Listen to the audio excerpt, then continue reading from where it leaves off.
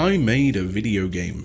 It's called Low Fireworks. It's the first ever LTGD mobile game. It's on Android, and if you're watching this, then it's available worldwide right now. But before you rush off to install it, let's talk game design. If you kept up with the channel over the last month or so, you might have seen that I've been jumping on the YouTube Shorts bandwagon with a series about famous mobile games, covering their positives, of which there are very few, and their negatives, of which there are enough to fill a 20,000 word thesis presented in a 3-hour TED Talk. And now I've made my own, so we're going to need to dive into what I've done to see if I'm a big fat hypocrite or not.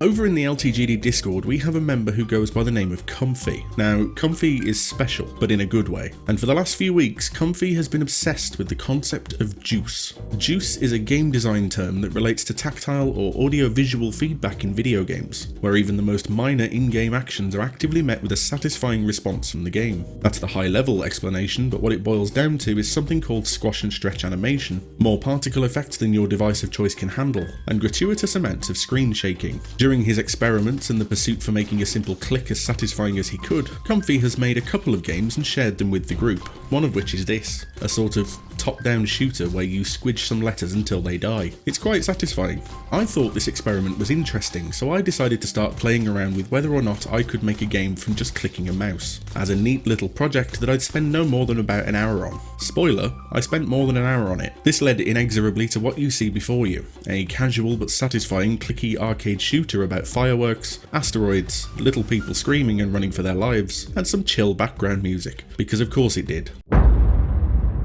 In 1980, Atari released an arcade game called Missile Command. Atari, for those of you who are understandably too young to remember, were once the most successful game company in the world, and were mostly known for their low-quality home consoles, even lower-quality home console versions of arcade games, and copious amounts of cocaine. In Missile Command, you are in charge of a missile defense system, shooting rockets at missiles that have been launched at your cities to try and save people from the nuclear apocalypse. Missile Command featured slightly different mechanics in that it limited the number of shots you had, and would allow chain reaction explosions to boost your score. I didn't do that, but I did rip off basically the core mechanics and recreate them in a new release. Because as we all know, the older a game is, the badder it is, and conversely, the newer a game is, the gooder it is also, obviously. The first thing you might have noticed is the artwork. I suppose I should inform you now that I drew it all myself, from scratch. Yes, the man who struggles to draw a straight line with the straight line tool finally decided to take the plunge and sort of learn to maybe make pixel art a bit, and then commit entirely to that for an actual game that I'm releasing to real people to play, because I'm mad. I don't know if you think it's any good, but I like it. It's bright and colourful and it'll do.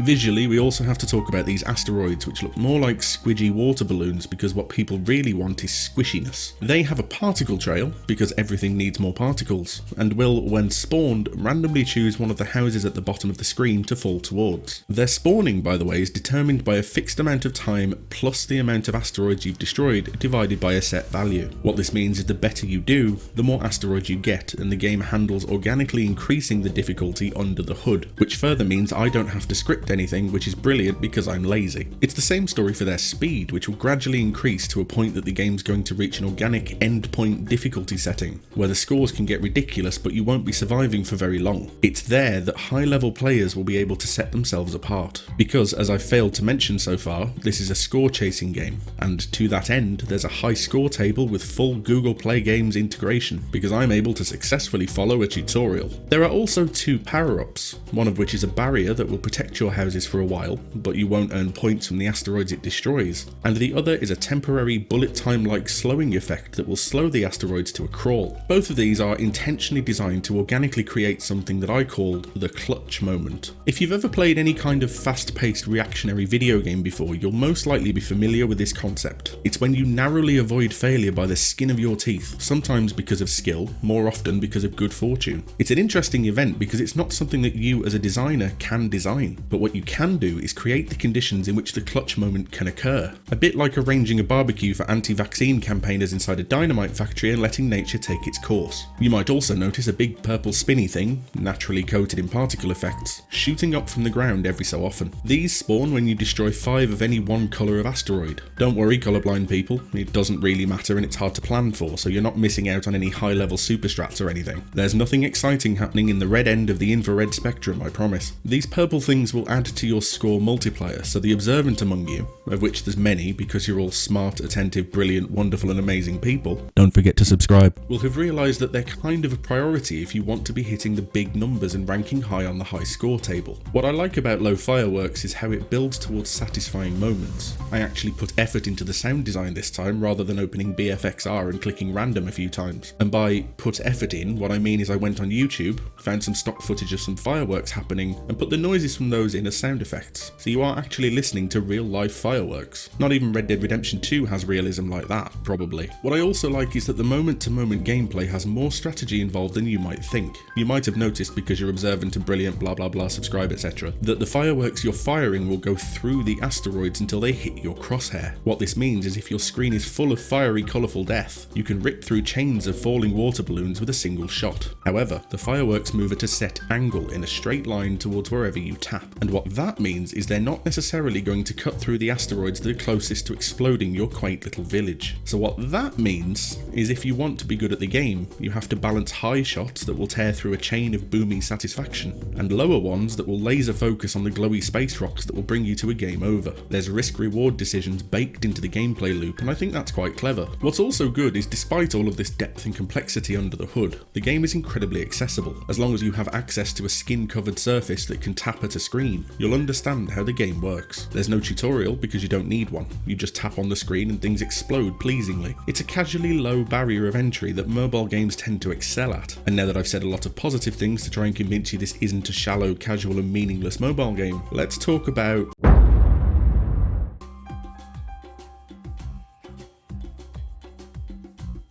it wouldn't be a mobile game if there wasn't some nefarious way for me to make money from it. But sadly I'm held back in this area by this aggravating curse called integrity. But I do still like money, so what do I do? Well, the first thing you need to know is there's no in-app purchases. There isn't even the standard pay to unlock an ad-free version because, and hold on to your butts for this one because it's going to come as a bit of a shock, this game has no mandatory adverts. Instead I've gone for what is generally known as a rewarded video. The basic idea is if you choose to watch an advert, I will give you something for it. And the thing I will give you is a continue. When you get a game over, you'll notice this button here, asking if you'd like to continue, with a very well-drawn, shut up, movie production clapboard next to it, to inform you that this is going to require watching an advert. If you watch that advert, the run you're on will continue. It'll clear the screen of asteroids, and in the background it'll subtract a set number from the total number of asteroids you've destroyed. The reason it does this is, as I mentioned before, the spawn rate and speed of the asteroids is based on a calculation involving how many you've already exploded. So if I subtract a fixed amount from that, then when you continue, the game will temporarily be easier than it was when you died. I did this because nobody wants to continue only to die basically immediately. Some of these rewarded adverts can be 30 seconds long, and I'd feel bad if you watched a 30-second advert to play for another 5 seconds. That's not valuing the player's time,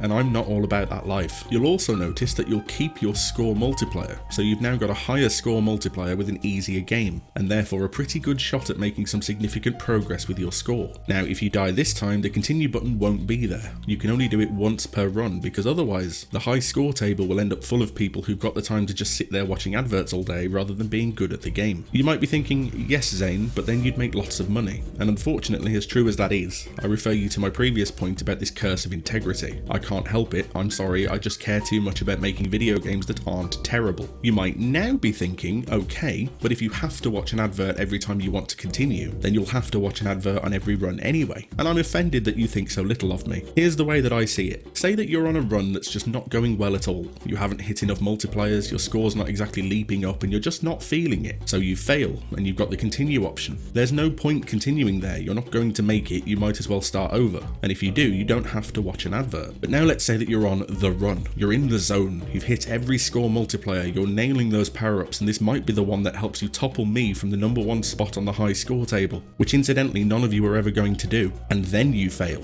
Now it might actually be worth continuing. You'll get the best possible shot you've had to date at being able to land a decent high score, especially because it wipes the screen and reduces the difficulty. So then you might watch the ad because it actually benefits you, the player. This is the best that I could come up with, and I'm interested in any feedback that you've got on this method. What I'm more interested in though is that you go to the Play Store on your Android device and you download it, play it, enjoy it, and then, and I cannot stress this enough, review it. Leave a review. I don't even care if your review is 5 stars with just the word neat written after it. That's fine, go do that. Finally, I'm afraid it's not available on iOS. You might remember from the beginning of the video that this was all inspired by Comfy, our community member, trying to make a game that was juicy. And sadly for you iOS fans, I can't afford any apple juice. Like the video if you liked the video you liked, and subscribe for more videos like the video that you liked when you liked that video. And I'll see you the next time I'm thinking, hey, let's talk game design.